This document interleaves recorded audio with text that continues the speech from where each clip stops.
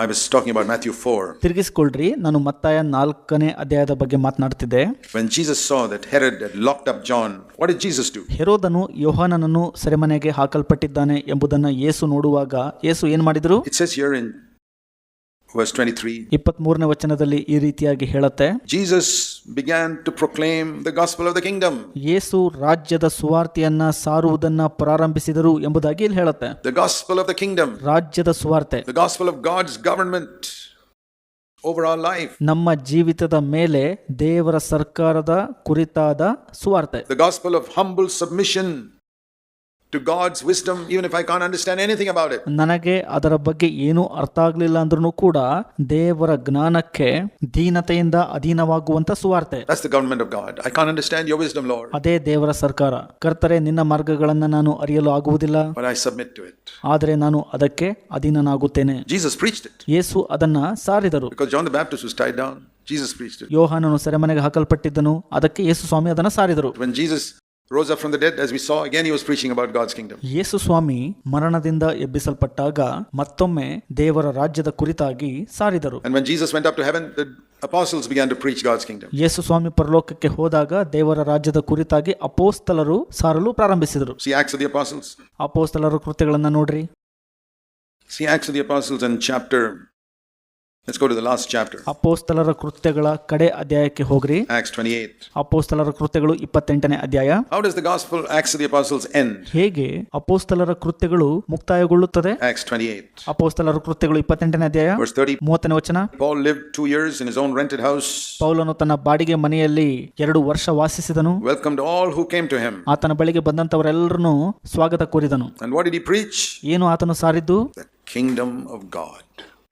The government of God. ದೇವರ ರಾಜ್ಯವನ್ನು, ಅಂದರೆ ದೇವರ ಸರ್ಕಾರವನ್ನ ಸಾರಿದನು. That's what John the Baptist preached. That's what Jesus preached. ಅದನ್ನೇ ಸ್ನಾನಿಕನಾದ ಯೋಹಾನನು ಮತ್ತು ಯೇಸು ಸಾರಿದ್ದು. When he went away, the apostles preached it. In the end of the Acts of the Apostles, Acts 28. ಅವರು ಹೊರಟು ಹೋದಾಗ ಅಪೊಸ್ತಲರು ಅದನ್ನ ಸಾರಿದರು. ಕಡೆಯಲ್ಲಿ ಅಪೊಸ್ತಲರ ಕೃತ್ಯಗಳು 28ನೇ ಅಧ್ಯಾಯ. They continued preaching God's kingdom. ದೇವರ ರಾಜ್ಯದ ಕುರಿತಾಗಿ ಸಾರುತ್ತಾ ಮುಂದುವರಿಸಿದರು. And we are now in a long chapter called Acts 29. ಈಗ ನಾವು ಉದ್ದನೆಯ ಅಧ್ಯಾಯ ಎಂದು ಕರೆಯಲ್ಪಡುವಂತ ಅಪೊಸ್ತಲರ ಕೃತ್ಯಗಳು 29ನೇ ಅಧ್ಯಾಯದಲ್ಲಿದ್ದೇವೆ. Which has been going on for 2000 years. What should we be preaching? 2000 ವರ್ಷಗಳಿಂದ ಅದು ಹೋಗ್ತಾ ಇದೆ. ನಾವೇನು ಸಾರುತ್ತಾ ಇದ್ದೇವೆ? The government of God in every area of our life. ನಮ್ಮ ಜೀವಿತದ ಪ್ರತಿಯೊಂದು ಕ್ಷೇತ್ರದಲ್ಲಿ ದೇವರ ಸರ್ಕಾರವು ಇರಬೇಕು ಅಂತ. Let God govern you, the way you live, the way you speak, the way you behave. ನೀವು ಜೀವಿಸುವಂತ ರೀತಿ, ಮಾತನಾಡುವಂತದ್ದು, ನಡೆದುಕೊಳ್ಳುವಂತದ್ದು ಪ್ರತಿಯೊಂದನ್ನು ಕೂಡ ದೇವರು ಆಳುವವನಾಗಿರಬೇಕು. That is the government of God in every area of our life.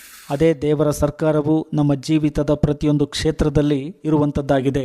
And yes, there will be persecution. You read about Acts chapter 14. ಅಪೊಸ್ತಲರ ಕೃತ್ಯಗಳು 14ನೇ ಅಧ್ಯಾಯದಲ್ಲಿ ನೀವು ನೋಡುವಂತೆ ನಿಶ್ಚಯವಾಗಿ ಹಿಂಸೆ ಅನ್ನುವಂಥದ್ದು ಇದ್ದೇ ಇರುತ್ತದೆ. In Acts chapter 14 he said, ಅಪೊಸ್ತಲರ ಕೃತ್ಯಗಳು 14ನೇ ಅಧ್ಯಾಯ ಇಲ್ಲಿ ಹೇಳ್ತಾನೆ, Paul said, Paul how to strengthen the souls of the disciples. ಹೇಗೆ ಶಿಷ್ಯಂದರ ಪ್ರಾಣವನ್ನ ಬಲಪಡಿಸುವಂತದ್ದು ಎಂಬುದರ ಕುರಿತಾಗಿ ಹೇಳ್ತಾನಲ್ಲಿ. Is it by just giving comforting promises, the Lord is my helper, I will not be afraid what man can do to me? More than that. ಕರ್ತನು ನನ್ನ ಸಹಾಯಕನು, ನಾನು ಯಾರಿಗೂ ಭಯಪಡುವುದಿಲ್ಲ, ಮನುಷ್ಯರು ನನಗೆ ಏನು ಮಾಡುತ್ತಾರೆ ಎಂಬ ವಾಗ್ದಾನವನ್ನ ಕೊಟ್ಟು ಸಂತೈಸುವಂತದ್ದಕ್ಕಿಂತ ಹೆಚ್ಚಾಗಿ Acts 14:22. ಅಪೊಸ್ತಲರ ಕೃತ್ಯಗಳು 14:22. Paul strengthened the souls of the disciples, encouraging them ಪೌಲನು ಶಿಷ್ಯರ ಪ್ರಾಣಗಳನ್ನ ಬಲಪಡಿಸಿ ಅವರಿಗೆ ಪ್ರೋತ್ಸಾಹ ಪಡಿಸುತ್ತಿದ್ದನು. to continue in the faith even if you have to die for it. ನೀವು ಅದಕ್ಕಾಗಿ ಸತ್ತರೂ ಕೂಡ ನಂಬಿಕೆಯಲ್ಲಿ ಸ್ಥಿರವಾಗಿರಬೇಕೆಂದು ಪ್ರೋತ್ಸಾಹಿಸಿದನು. Saying, how do you enter the kingdom of God? ಹೇಗೆ ನೀವು ದೇವರ ರಾಜ್ಯಕ್ಕೆ ಪ್ರವೇಶ ಹೊಂದುವಂತದ್ದು? Through many tribulations we will enter the kingdom of God. ನಾವು ಬಹು ಸಂಕಟಗಳನ್ನು ಅನುಭವಿಸಿ ದೇವರ ರಾಜ್ಯದೊಳಗೆ ಸೇರಬೇಕು ಎಂಬುದಾಗಿ ಹೇಳಿದನು. So when you have tribulation, ನಿಮಗೆ ಸಂಕಟಗಳು ಇರುವಾಗ you must see a signpost there saying this is the way to the kingdom of God. ನೀವು ಅಲ್ಲಿ ಒಂದು ಚಿಹ್ನೆ ನೋಡಬಹುದು, ಇದೇ ದೇವರ ರಾಜ್ಯಕ್ಕೆ ಹೋಗುವ ಮಾರ್ಗ ಅಂತ. Don't run away from there in some other direction. ಅಲ್ಲಿಂದ ಬೇರೆ ದಿಕ್ಕಿಗೆ ಓಡಿ ಹೋಗಬೇಡ್ರಿ. ಮತ್ತೆ Through many tribulations, and this is the one you already faced, is not the last one. ಬಹು ಸಂಕಟಗಳನ್ನು ಅನುಭವಿಸಿ ಅಂತ ನೀವು ಈಗಾಗಲೇ ಎದುರಿಸಿರುವಂತದ್ದು ಅದೇ ಕಡೆ ಅಲ್ಲ. Encourage the souls. I mean, are you encouraged if I tell you You're going to have many tribulations in this year. ಆತ್ಮಗಳನ್ನ ಬಲಪಡಿಸುವಂಥದ್ದು. ಮುಂದಿನ ವರ್ಷದಲ್ಲಿ ಅನೇಕ ಸಂಕಟಗಳು ನಿಮಗೆ ಎದುರಾಗಲಿವೆ ಎಂದು ನಾನು ಹೇಳಿದರೆ ನೀವು ಪ್ರೋತ್ಸಾಹಗೊಳ್ಳುತ್ತೀರಾ? Brother Zach, please don't preach such messages. ನೀವು ಹೇಳ್ತೀರಿ ಅನ್ಸತ್ತೆ ಸಹೋದರ ಜಾಕ್ ರವರೇ, ಇಂತಹ ಸಂದೇಶವನ್ನ ಸಾರಬೇಡ್ರಿ ಅಂತ. I don't like to hear it. ಇದನ್ನ ಕೇಳಲು ಅಷ್ಟು ಇಷ್ಟ ಆಗೋದಿಲ್ಲ. But here it says they strengthen the souls of the disciples. Hey, I want to tell you reality, man. ಅವರು ಶಿಷ್ಯಂದಿರ ಪ್ರಾಣವನ್ನ ಬಲಪಡಿಸಿ ನಾನು ನಿಮಗೆ ವಾಸ್ತವಾಂಶವನ್ನ ತಿಳಿಯಪಡಿಸುತ್ತೇನೆ ಅಂತ ಪೌಲ ಹೇಳಿದಲ್ಲಿ. Supposing I send my child to school and say, ನಾನು ನನ್ನ ಮಗುವನ್ನ ಶಾಲೆಗೆ ಕಳುಹಿಸಿ ಈ ರೀತಿ ಹೇಳುವಾಗ, hey, listen, school's going to be very easy. I know you've got to study calculus and physics and all. It's easy, man. Relax. You don't have to study so much. It's all easy. ನೀನು ಶಾಲೆಗೆ ಹೋಗಿ ಲೆಕ್ಕಶಾಸ್ತ್ರ, ರಾಸಾಯನಿಕ ಶಾಸ್ತ್ರ ಇವೆಲ್ಲ ಅಧ್ಯಯನ ಮಾಡುವಾಗ ಅಷ್ಟು ಕಷ್ಟ ಇರೋದಿಲ್ಲ. ನೀನೇನು ಕಷ್ಟಪಡೋ ಅವಶ್ಯಕತೆ ಇಲ್ಲ. ಅವೆಲ್ಲ ಬಹಳ ಸುಲಭ ಇರುತ್ತೆ. ನೀನೇನು ಆರಾಮಾಗಿರು ಅಂತ ಹೇಳುವಾಗ, You think he's going to pass? No. ಆತನು ಉತ್ತೀರ್ಣನಾಗ್ತಾನ? ಹಾಗಾದ್ರೆ ಖಂಡಿತ ಇಲ್ಲ. I remember how my children used to sit up till midnight. ನನ್ನ ಮಕ್ಕಳು ಮಧ್ಯರಾತ್ರಿವರೆಗೂ ಕುತ್ಕೊಂತಿದ್ರು ಆ ವಿಷಯವಾಗಿ. ನನಗೆ ಗೊತ್ತಿದೆ ಅದು. Because it's just so tough. ಯಾಕಂದ್ರೆ ಅದು ಬಹಳ ಕಠಿಣ ಇರುತ್ತೆ. So we don't tell children, it's all going to be easy, man. Just a cakewalk, just walk through it. No. It's tough. ನಾವು ನಮ್ಮ ಮಕ್ಕಳಿಗೆ ಅದು ಆರಾಮಾಗಿರುತ್ತೆ, ಎಲ್ಲ ಸುಲಭವಾಗಿರುತ್ತೆ ಅಂತ ಹೇಳೋದಲ್ಲ. ಅದು ಬಹಳ ಕಠಿಣವಾಗಿರುತ್ತೆ. But we go through tough courses to get a good education. ನಾವು ಒಳ್ಳೆಯ ವಿದ್ಯಾಭ್ಯಾಸವನ್ನ ಸಂಪಾದನೆ ಮಾಡ್ಕೋಬೇಕಪ್ಪ ಅಂದ್ರೆ ಕಠಿಣ ಕೋರ್ಸ್ಗಳನ್ನ ಆಯ್ಕೆ ಮಾಡ್ಕೋಬೇಕಾಗತ್ತೆ. This is what Paul is saying. Isn't that an encouragement? Through many tribulations you'll get the kingdom of God. ಅದನ್ನೇ ಪೌಲನು ಇಲ್ಲಿ ಹೇಳುತ್ತಿರುವಂತದ್ದು. ಅದು ಪ್ರೋತ್ಸಾಹ ಅಲ್ವಾ? ಹಾಗಾದ್ರೆ ಬಹು ಸಂಕಟವನ್ನ ಅನುಭವಿಸಿದ್ರೆ ದೇವರ ರಾಜ್ಯವನ್ನು ಪಡೆದುಕೊಳ್ಳಬಹುದು ಅಂತ. Oh, is that what I'm going to get?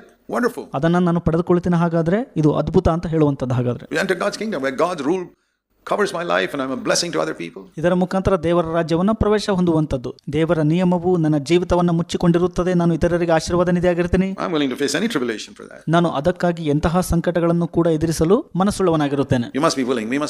We must prepare the church for that. ನಾವು ಮನಸ್ಸುಳ್ಳವರಾಗಿರಬೇಕು. ಅದಕ್ಕಾಗಿ ನಾವು ಸಭೆಯನ್ನ ಸಿದ್ಧಗೊಳಿಸಬೇಕು. And how do we know that we are going in the right direction? ನಾವು ಸರಿಯಾದ ದಿಕ್ಕಿನೆಡೆಗೆ ಸಾಗ್ತಾ ಇದ್ದೀವಿ ಎಂಬುದು ನಮಗೆ ಹೇಗೆ ತಿಳಿದು ಬರುವುದು? I'll give you one guideline. We finish with this. ನಾನು ಇದಕ್ಕಾಗಿ ಒಂದು ಮಾರ್ಗಸೂಚಿಯನ್ನ ಕೊಟ್ಟು ಮುಕ್ತಾಯಗೊಳಿಸುತ್ತೇನೆ. Romans 14:17. ರೋಮ 14:17. The kingdom of God is not eating and drinking. ದೇವರ ರಾಜ್ಯವು ತಿನ್ನುವುದು ಕುಡಿಯುವುದು ಅಲ್ಲ. In fact, it's not anything earthly. ಅದು ಇಹಲೋಕಕ್ಕೆ ಸಂಬಂಧಪಟ್ಟಿದ್ದು ಅಲ್ಲ ಕೂಡ. It's not marrying and giving in marriage, planting and building, all these things that Jesus said people will do in the last days. ಅದು ಮದುವೆ ಮಾಡಿಕೊಳ್ಳುವಂತದ್ದು, ಮದುವೆ ಮಾಡಿಕೊಡುವಂತದ್ದು, ಕಟ್ಟುವಂತದ್ದು, ಕಟ್ಟಡವನ್ನ, ಇದೆಲ್ಲವೂ ಕಡೆ ದಿನದಲ್ಲಿ ನಡೆಯುತ್ತವೆ ಅಂತ ಯೇಸು ಹೇಳಿದ್ದಾರೆ. Eat and drink and marry and give in marriage and plant and build and all that. No, the kingdom of God is not all that. ಕುಡಿಯುವಂತದ್ದು, ತಿನ್ನುವಂತದ್ದು, ಮದುವೆ ಮಾಡಿಕೊಡುವಂತದ್ದು, ಮಾಡಿಕೊಳ್ಳುವಂತದ್ದು, ಕಟ್ಟುವಂತದ್ದು, ಇದೆಲ್ಲ ದೇವರ ರಾಜ್ಯ ಅಲ್ಲ. We do all that because we live on this earth. ನಾವೆಲ್ಲ ಇದನ್ನು ಮಾಡ್ತೀವಿ ಯಾಕಂದ್ರೆ ಇಹಲೋಕದಲ್ಲಿ ಜೀವಿಸಲು. But the kingdom of God is righteousness. ಆದರೆ ದೇವರ ರಾಜ್ಯವು ನೀತಿಯಾಗಿದೆ. And let me explain righteousness. Righteousness is a big word. ನೀತಿಯನ್ನ ವಿವರಿಸಲು ಇಷ್ಟಪಡುತ್ತೇನೆ. ನೀತಿಯು ದೊಡ್ಡ ಪದವಾಗಿದೆ. But in very simple terms, ಬಹಳ ಸರಳ ಅರ್ಥದಲ್ಲಿ ಹೇಳಬೇಕಪ್ಪ ಅಂದ್ರೆ, it means to love God with all your heart and to love others as you love yourself. That is righteousness. ದೇವರನ್ನ ಪೂರ್ಣ ಹೃದಯದಿಂದ ಪ್ರೀತಿಸುವಂತದ್ದು ಮತ್ತು ಇತರರನ್ನ ನಿಮ್ಮಂತೆಯೇ ಪ್ರೀತಿಸುವಂತದ್ದಾಗಿದೆ. ಅದೇ ನೀತಿ. Sometimes we think righteousness is paying the taxes and standing up for what is right. That's all there. But ಕೆಲವೊಮ್ಮೆ ನಾವು ಯೋಚಿಸ್ತೀವಿ ನೀತಿ ಅಂದ್ರೆ ತೆರಿಗೆಯನ್ನ ಕಟ್ಟುವಂತದ್ದು, ಸರಿಯಾದದ್ದನ್ನ ಮಾಡುವಂತದ್ದು ಅಂತ ಅಂದ್ಕೊಳ್ತೀವಿ. primarily, in very simple terms, to love Jesus more than anything on earth. That's righteousness. ಪ್ರಾಥಮಿಕವಾಗಿ ಒಂದು ಸರಳ ಅರ್ಥದಲ್ಲಿ ಹೇಳಬೇಕಪ್ಪ ಅಂದ್ರೆ ಯೇಸುವನ್ನು ಎಲ್ಲದಕ್ಕಿಂತ ಹೆಚ್ಚಾಗಿ ಪ್ರೀತಿಸುವಂತದ್ದಾಗಿದೆ ನೀತಿ ಅಂದ್ರೆ. And to love others, to treat them exactly like you want to be treated. ಮತ್ತು ಇತರರನ್ನ ಪ್ರೀತಿಸುವಂತದ್ದು ಅಂದರೆ ನಿಮ್ಮನ್ನ ಜನರು ಹೇಗೆ ನಡೆಸಿಕೊಳ್ಳಬೇಕು ಅಂತ ನೀವು ಬಯಸುತ್ತೀರೋ ಅದೇ ರೀತಿಯಲ್ಲಿ ಜನರನ್ನ ನೀವು ನಡೆಸಿಕೊಳ್ಳುವುದಾಗಿದೆ. Treat the brothers and sisters here the way you want to be treated. ನೀವು ಯಾವ ರೀತಿಯಲ್ಲಿ ನಡೆಸಿಕೊಳ್ಳಬೇಕು ಅಂತ ಬಯಕೆ ಉಳ್ಳವರಾಗಿದ್ದೀರೋ ಅದೇ ರೀತಿಯಲ್ಲಿ ಸಹೋದರ ಮತ್ತು ಸಹೋದರಿಯರನ್ನ ನಡೆಸಿಕೊಳ್ಳಿರಿ. You want people to gossip about you behind your back? No. Then don't gossip about them. ಜನರು ನಿಮ್ಮ ಬಗ್ಗೆ ನಿಮ್ಮ ಹಿಂದೆ ಮಾತನಾಡಬೇಕಾ, ಚಾಡಿ ಹೇಳಬೇಕಾ?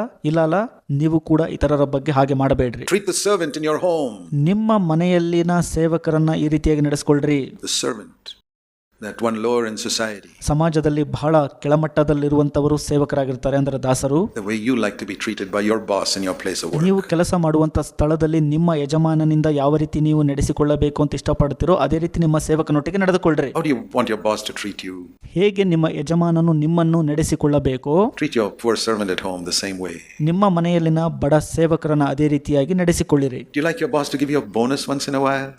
at least once a year? ಯಜಮಾನನು ನಿಮಗೆ ವರ್ಷದಲ್ಲಿ ಒಂದು ಬಾರಿನಾದರೂ ಬೋನಸ್ ಕೊಡಬೇಕು ಅಂತ ಬಯಸುತ್ತೀರಾ? Ever thought of not being so legalistic with your servant, doing something good? ನಿಮ್ಮ ಮನೆ ಕೆಲಸದವರೊಟ್ಟಿಗೆ ತುಂಬಾ ಕಟ್ಟುನಿಟ್ಟಾಗಿ ವರ್ತಿಸದೆ ಅವರಿಗೆ ಏನಾದರೂ ಒಂದು ಒಳ್ಳೆಯದು ಮಾಡುವ ಯೋಚನೆ ಇದೆನಾ? Unexpected.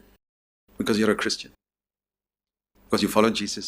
ನೀವು ಯೇಸುವನ್ನು ಹಿಂಬಾಲಿಸುತ್ತಿರುವುದರಿಂದ, ನೀವು ಕ್ರೈಸ್ತರಾಗಿರುವುದರಿಂದ ಅನಿರೀಕ್ಷಿತವಾಗಿ ಅವರಿಗೆ ಏನಾದರೂ ಒಂದು ಒಳ್ಳೆಯದನ್ನ ಮಾಡುವವರಾಗಿರಬೇಕು. I want to tell you, God's been very good to me. ನಾನು ನಿಮಗೆ ಹೇಳಕ್ಕೆ ಇಷ್ಟಪಡ್ತೇನೆ, ದೇವರು ನನಗೆ ಬಹಳ ಒಳ್ಳೆಯವರಾಗಿದ್ದಾರೆ. God will treat you like you treat other people. ನೀವು ಇತರ ಜನರನ್ನ ಹೇಗೆ ನಡೆಸಿಕೊಳ್ಳುತ್ತೀರೋ ದೇವರು ಕೂಡ ನಿಮ್ಮನ್ನು ಅದೇ ರೀತಿ ನಡೆಸಿಕೊಳ್ಳುತ್ತಾರೆ. You treat other people well, God will treat you well. ನೀವು ಜನರನ್ನ ಚೆನ್ನಾಗಿ ನಡೆಸಿಕೊಂಡರೆ ದೇವರು ನಿಮ್ಮನ್ನು ಕೂಡ ಚೆನ್ನಾಗಿ ನಡೆಸಿಕೊಳ್ಳುತ್ತಾರೆ. You treat other people's children well, God will bless your children. ನೀವು ಇತರರ ಮಕ್ಕಳನ್ನ ಚೆನ್ನಾಗಿ ನಡೆಸಿಕೊಂಡರೆ ದೇವರು ನಿಮ್ಮ ಮಕ್ಕಳನ್ನ ಆಶೀರ್ವದಿಸುತ್ತಾರೆ. It's like that. It's a law. We reap what we sow. ಅದೇ ರೀತಿ ಇದು ನಿಯಮ. ನೀವು ಏನನ್ನ ಬಿತ್ತುತ್ತೀರೋ ಅದನ್ನೇ ಕೊಯ್ಯುತ್ತೀರಿ. So the kingdom of God is righteousness. I want to live loving Jesus with all my heart. ಹಾಗಾಗಿ ದೇವರ ರಾಜ್ಯವು ನೀತಿಯಾಗಿದೆ.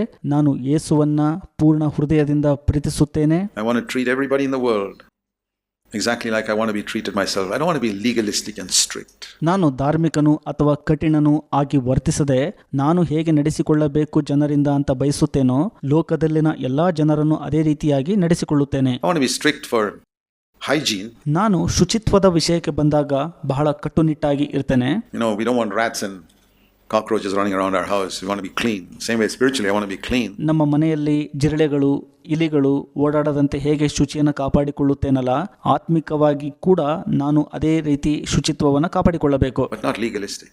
ನಾನು ಒಂದು ರೀತಿಯಲ್ಲಿ ಕಾನೂನುಬದ್ಧವಾಗಿ ಅಥವಾ ಕಟ್ಟುನಿಟ್ಟಾಗಿ ಇರಬಾರದು. I want to be good. ನಾನು ಒಳ್ಳೆಯವನಾಗಿರಬೇಕು. It's easy to fellowship with a good man. It's very difficult to fellowship with a legalistic man who goes exactly according to the rules. ಯಾವಾಗಲೂ ಕಾನೂನಿನ ಪ್ರಕಾರ ಕಟ್ಟುನಿಟ್ಟಾಗಿ ಇರುವವನೊಟ್ಟಿಗೆ ಅನ್ಯೂನತೆ ಮಾಡುವುದಕ್ಕಿಂತ ಒಳ್ಳೆಯವರೊಟ್ಟಿಗೆ ಅನ್ಯೂನತೆ ಮಾಡುವಂಥದ್ದು ಬಹಳ ಸುಲಭವಾಗಿರುತ್ತದೆ. We follow the rules, but with goodness. ನಾವು ನಮ್ಮ ಒಳ್ಳೆಯತನದಿಂದ ನಿಯಮವನ್ನ ಹಿಂಬಾಲಿಸುವವರಾಗಿರಬೇಕು. And how do I know that I'm going the right way? That I'm not fooling myself? ನಾನು ಮೂರ್ಖನಾಗದೆ ಸರಿಯಾದ ದಿಕ್ಕಿನಲ್ಲಿ ಸಾಗುತ್ತಿದ್ದೇನೆ ಎಂಬುದು ನನಗೆ ಹೇಗೆ ತಿಳಿದು ಬರಬೇಕು? It says here by peace and joy in the Holy Spirit. That's our assurance. ಇಲ್ಲಿ ಹೇಳುತ್ತೆ ಸಮಾಧಾನವು ಪವಿತ್ರಾತ್ಮನಲ್ಲಿರುವ ಆನಂದವು ಅಂತ. You know, I can say I love Jesus with all my heart. Really? ನಾನು ಹೇಳಬಹುದು ಯೇಸು ಕ್ರಿಸ್ತನನ್ನ ಪೂರ್ಣ ಹೃದಯದಿಂದ ಪ್ರೀತಿಸ್ತಿದ್ದೀನಿ ಅಂತ. ನಿಜವಾಗ್ಲೂನಾ? You can say I treat everybody like I want to be treated. But if it is true, ನಾನು ಹೇಗೆ ನಡೆಸಿಕೊಳ್ಳಬೇಕು ಅಂತ ಬಯಸುತ್ತೇನೋ ಎಲ್ಲರನ್ನೂ ಅದೇ ರೀತಿ ನಡೆಸಿಕೊಳ್ಳುತ್ತೇನೆ ಅಂತ ಹೇಳುವಾಗ ಅದು ನಿಮ್ಮಲ್ಲಿ ನಿಜವಾದಲ್ಲಿ, if it is true, ಇದು ನಿಮ್ಮಲ್ಲಿ ನಿಜವಾದಲ್ಲಿ, you will always have joy in your heart. ನಿಮ್ಮ ಹೃದಯದಲ್ಲಿ ಯಾವಾಗಲೂ ಸಂತೋಷ ಇರುತ್ತೆ. And you'll always have peace in your heart. ಯಾವಾಗಲೂ ನಿಮ್ಮ ಹೃದಯದಲ್ಲಿ ಆಗ ಸಮಾಧಾನವು ನೆಲೆಸಿರುತ್ತದೆ. You'll not be tense and anxious and worried and complaining. Then you're not following righteousness. ನೀವು ತುಂಬಾ ಒತ್ತಡಕ್ಕೊಳಗಾಗಿ ಚಿಂತೆಯಿಂದ ಕೂಡಿ ಯಾವಾಗಲೂ ದೂರುತ್ತಿದ್ರೆ ನೀವು ಇನ್ನೂ ನೀತಿಯನ್ನ ಹಿಂಬಾಲಿಸುತ್ತಿಲ್ಲ ಎಂದು ಅರ್ಥ. The righteousness from the Holy Spirit always brings peace and joy. ಪವಿತ್ರಾತ್ಮನಲ್ಲಿನ ನೀತಿಯು ಯಾವಾಗಲೂ ಸಮಾಧಾನವನ್ನ ಮತ್ತು ಆನಂದವನ್ನ ನನಗೆ ತರುತ್ತದೆ. In the Old Testament they had just righteousness. ಹಳೆ ಒಡಂಬಡಿಕೆಯಲ್ಲಿ ಕೇವಲ ನೀತಿಯನ್ನ ಹೊಂದಿದ್ರು. The word righteousness comes many times in the Old Testament. ನೀತಿಯು ಎಂಬ ಪದವು ಅನೇಕ ಬಾರಿ ಹಳೆ ಒಡಂಬಡಿಕೆಯಲ್ಲಿ ಬರುತ್ತದೆ. But it was never coupled with peace and joy in the Holy Spirit. ಆದರೆ ಅದು ಸಮಾಧಾನ ಮತ್ತು ಪವಿತ್ರಾತ್ಮನಲ್ಲಿನ ಆನಂದದೊಟ್ಟಿಗೆ ಸೇರಿಲ್ಲ. This is the wonderful thing about new covenant righteousness. ಹೊಸ ಒಡಂಬಡಿಕೆಯ ನೀತಿಯ ಕುರಿತಾಗಿ ಇದೊಂದು ಅದ್ಭುತವಾದಂತಹ ಸತ್ಯ. The kingdom of God, that which John the Baptist prepared the way for Jesus to bring, which we experience today. ಸ್ನಾನಿಕನಾದ ಯೋಹಾನನು ಯೇಸುವಿಗಾಗಿ ಮಾರ್ಗವನ್ನ ಸಿದ್ಧಪಡಿಸಿ ತಂದಂತ ದೇವರ ರಾಜ್ಯವನ್ನ ಇಂದು ನಾವು ಅನುಭವಿಸುತ್ತಿದ್ದೇವೆ. Is loving Jesus with all our heart, treating others the way I want to be treated myself. ಯೇಸುವನ್ನ ಪೂರ್ಣ ಹೃದಯದಿಂದ ಪ್ರೀತಿಸುವಂತದ್ದು, ಇತರರನ್ನ ನನ್ನಂತೆಯೇ ನಡೆಸಿಕೊಳ್ಳುವಂತದ್ದು. And the proof of it is I have 24 hours peace in my heart. ಇದರ ರುಜುವಾತೇನಪ್ಪ ಅಂದ್ರೆ ದಿನದ 24 ಗಂಟೆ ನನ್ನ ಹೃದಯದಲ್ಲಿ ಸಮಾಧಾನವು ನೆಲೆಸಿರುತ್ತದೆ. No conscience bothering me about this, that or the other when I go to bed at night. ನಾನು ಹಾಸಿಗೆಗೆ ರಾತ್ರಿ ಹೋಗುವಾಗ ಮನಸ್ಸಾಕ್ಷಿಯು ನನಗೆ ಅದರ ಬಗ್ಗೆ ಇದರ ಬಗ್ಗೆ ತೊಂದರೆ ಕೊಡುವುದಿಲ್ಲ. Always joy like a spring bubbling up, not just when I sing songs about joy, but all the time. ಯಾವಾಗಲೂ ನನ್ನ ಹೃದಯದಲ್ಲಿ ಸಂತೋಷವು ನೆಲೆಯೂರಿರುತ್ತದೆ. ಕೇವಲ ನಾನು ಹಾಡನ್ನು ಹಾಡುವಾಗ ಮಾತ್ರ ಅಲ್ಲ, ಯಾವಾಗಲೂ. You say that's impossible in this earth, okay? According to your faith be it unto you. It will be impossible for you. ನೀವು ಹೇಳೋದಾದ್ರೆ ಇದು ಇಹಲೋಕದಲ್ಲಿ ಅಸಾಧ್ಯ ಅಂತ, ನಿಮ್ಮ ನಂಬಿಕೆಗೆ ತಕ್ಕಂತೆ ಆಗಲಿ, ಅದು ಅಸಾಧ್ಯ ನಿಮಗೆ. But don't believe it will be impossible for me because I believe God's word says. ನಾನು ನಂಬದೆ ಇರುವಾಗ ಅದು ನನಗೆ ಅಸಾಧ್ಯವಾಗಿರುತ್ತದೆ, ಆದರೆ ದೇವರ ವಾಕ್ಯವು ಹೇಳುವಂತದ್ದನ್ನ ನಾನು ನಂಬುವವನಾಗಿರುತ್ತೇನೆ. And do you know the Bible says that I must show you this verse as well, which Jesus said about the last days in Matthew 24. ಮತ್ತಾಯ 24ರಲ್ಲಿ ಯೇಸು ಸ್ವಾಮಿ ಕಡೆ ದಿನಗಳಲ್ಲಿ ಈ ರೀತಿಯಾಗಿ ಹೇಳಿದ್ದಾರೆ. ಈ ವಚನವನ್ನು ಕೂಡ ನಾನು ನಿಮಗೆ ನಿಶ್ಚಯವಾಗಿ ತೋರಿಸ ಬಯಸುತ್ತೇನೆ. Before Jesus comes, Matthew 24. ಮತ್ತಾಯ 24ರಲ್ಲಿ ಯೇಸು ಬರುವ ಮುಂಚೆ The disciples asked him, Lord, what will be the sign of the end? What will be the sign of your coming? ನಿನ್ನ ಬರೋಣದ ಸೂಚನೆಗಳೇನು, ಕಡೆ ದಿನಗಳ ಸೂಚನೆಗಳೇನು ಅಂತ ಶಿಷ್ಯಂದ್ರು ಕೇಳ್ತಾರೆ ಯೇಸುವಿಗೆ. In Matthew 24 verse 3, Jesus said, ಮತ್ತಾಯ 24ನೇ ಅಧ್ಯಾಯ 3ನೇ ವಚನ ಯೇಸು ಈ ರೀತಿ ಹೇಳ್ತಾರೆ. Here's the answer. Among many things, verse 14. ಯೇಸು ಉತ್ತರಿಸುತ್ತಾರೆ ಅನೇಕ ಸಂಗತಿಗಳ ಮಧ್ಯದಲ್ಲಿ 14ನೇ ವಚನ. Matthew 24:14. This gospel of the kingdom of God will be preached in the whole world as a testimony. ಮತ್ತಾಯ 24ನೇ ಅಧ್ಯಾಯ 14ನೇ ವಚನ. ಪರಲೋಕ ರಾಜ್ಯದ ಈ ಸುವಾರ್ತೆಯು ಲೋಕದಲ್ಲೆಲ್ಲ ಎಲ್ಲಾ ಜನಾಂಗಗಳಿಗೆ ಸಾಕ್ಷಿಗಾಗಿ ಸಾರಲ್ಪಡುವುದು. And then the end will come. ತರುವಾಯ ಅಂತ್ಯ ಬರುವುದು. I believe God has raised up CFC among other churches. ನಾನು ನಂಬುತ್ತೇನೆ ದೇವರು ಇತರ ಸಭೆಗಳೊಂದಿಗೆ CFC ಸಭೆಯನ್ನು ಸಹ ಎಬ್ಬಿಸಿರುವುದು, ಏಕೆಂದರೆ to preach this gospel of the kingdom of righteousness.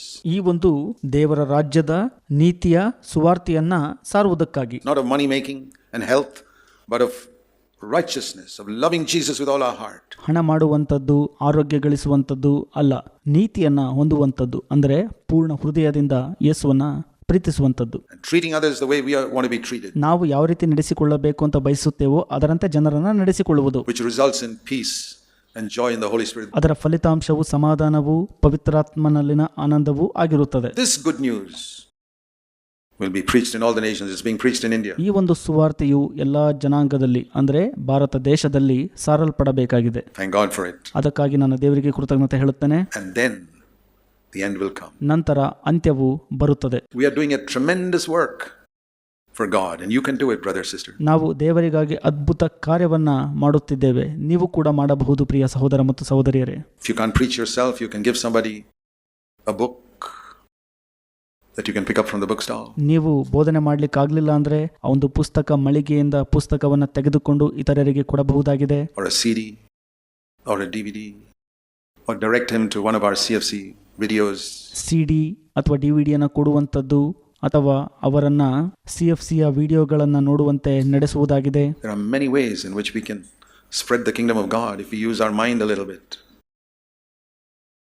Like businessmen think, how can I open another store somewhere? ನಾವು ಸ್ವಲ್ಪ ಬುದ್ಧಿಯನ್ನು ಉಪಯೋಗಿಸಿದರೆ ದೇವರ ರಾಜ್ಯವನ್ನ ಸಾರಲು ಅನೇಕ ಮಾರ್ಗಗಳಿವೆ. ಅದು ವ್ಯಾಪಾರಸ್ಥನು ಇನ್ನೊಂದು ಕಡೆ ಮತ್ತೊಂದು ಅಂಗಡಿಯನ್ನು ಹೇಗೆ ಸ್ಥಾಪಿಸುವುದು ಎಂಬುದನ್ನು ಯೋಚಿಸುವ ಪ್ರಕಾರ. How can I spread this? There are ways in which I can. There's a good friend of mine. I'm a bit embarrassed to talk to him, but I can give him a book. ನಾನು ಇದನ್ನು ಹೇಗೆ ಸಾರಬಹುದು? ನನಗೆ ಒಳ್ಳೆಯ ಸ್ನೇಹಿತನಿದ್ದಾನೆ, ನನಗೆ ಮುಜುಗರ ಆತನ ಹತ್ರ ಇದರ ಬಗ್ಗೆ ಮಾತನಾಡಲು ಅಂದಾಗ ಆತನಿಗೆ ಒಂದು ಒಳ್ಳೆಯ ಪುಸ್ತಕವನ್ನು ಕೊಡಬಹುದು. I can give him a CD, a DVD. This gospel of the kingdom has to be preached. ಈ ಒಂದು ದೇವರ ರಾಜ್ಯವು ಸಾರಲ್ಪಡಲು ಆತನಿಗೆ ನಾನು CDಯನ್ನ, DVDಯನ್ನ, CFC ಯೂಟ್ಯೂಬ್ನ ಬಗ್ಗೆ ತಿಳಿಸಬಹುದು ಅಥವಾ ಪುಸ್ತಕ ಕೊಡಬಹುದು. Let's bow our heads in prayer. ನಾವು ನಮ್ಮ ತಲೆಯನ್ನು ಬೊಗ್ಗಿಸಿ ಪ್ರಾರ್ಥನೆ ಮಾಡುವವರಾಗಿರೋಣ. Please think about what we have heard, dear brothers and sisters. ಪ್ರಿಯ ಸಹೋದರ ಮತ್ತು ಸಹೋದರಿ, ಏನು ಕೇಳಿಸ್ಕೊಂಡ್ವಲ್ಲ ಅದರ ಬಗ್ಗೆ ಸ್ವಲ್ಪ ಯೋಚಿಸ್ರಿ. And ಮತ್ತು think particularly about any specific area that God spoke to you today. ಪ್ರತ್ಯೇಕವಾಗಿ ಯಾವುದಾದರೂ ಒಂದು ಪ್ರತ್ಯೇಕ ಕ್ಷೇತ್ರದ ಕುರಿತಾಗಿ ದೇವರು ನಿಮ್ಮೊಟ್ಟಿಗೆ ಮಾತನಾಡಿದರೆ ಅದರ ಕುರಿತಾಗಿ ಸ್ವಲ್ಪ ಯೋಚನೆ ಮಾಡ್ರಿ. Maybe one particular thing. ಒಂದು ಪ್ರತ್ಯೇಕ ಸಂಗತಿ ಇರಬಹುದು. Say, Lord, ಹೇಳ್ರಿ, ಕರ್ತರೇ, I want to obey you there. ನಾನು ಅದಕ್ಕೆ ವಿಧೇಯನಾಗಬೇಕು. And I believe that you'll give me the power to obey you. ನಾನು ನಂಬುತ್ತೇನೆ ಅದಕ್ಕೆ ವಿಧೇಯನಾಗಲು ನೀವು ನನಗೆ ಬಲವನ್ನು ಕೊಡ್ತೀರಿ ಎಂದು ಹೇಳುವರಾಗಿರಬೇಕು. According to your faith be it unto you. ನಿಮ್ಮ ನಂಬಿಕೆಗೆ ಅನುಗುಣವಾಗಿ ಅದು ನೆರವೇರಲಿ. Heavenly Father, ಪರಲೋಕದ ತಂದೆಯೇ, make these truths real for every single one of us. ನಮಗೆಲ್ಲರಿಗೂ ಕೂಡ ಈ ಒಂದು ಸತ್ಯವು ನಿಜವಾಗಬೇಕು ಸ್ವಾಮಿ. Time is near, your coming is near. ಸಮಯವು ಹತ್ತಿರವಾಗಿದೆ, ನಿನ್ನ ಬರೋಣವು ಹತ್ತಿರವಾಗಿದೆ. We want to live for the things of eternity. ನಿತ್ಯತ್ವದ ಸಂಗತಿಗಳಿಗಾಗಿ ನಾವು ಜೀವಿಸಬೇಕು ಸ್ವಾಮಿ. Help us in Jesus' name. Amen. ಸಹಾಯ ಮಾಡಿರಿ, ಯೇಸುವಿನ ಹೆಸರಿನಲ್ಲಿ ಬೇಡಿ ಹೊಂದಿದ್ದೇವೆ ತಂದೆ, ಆಮೆನ್.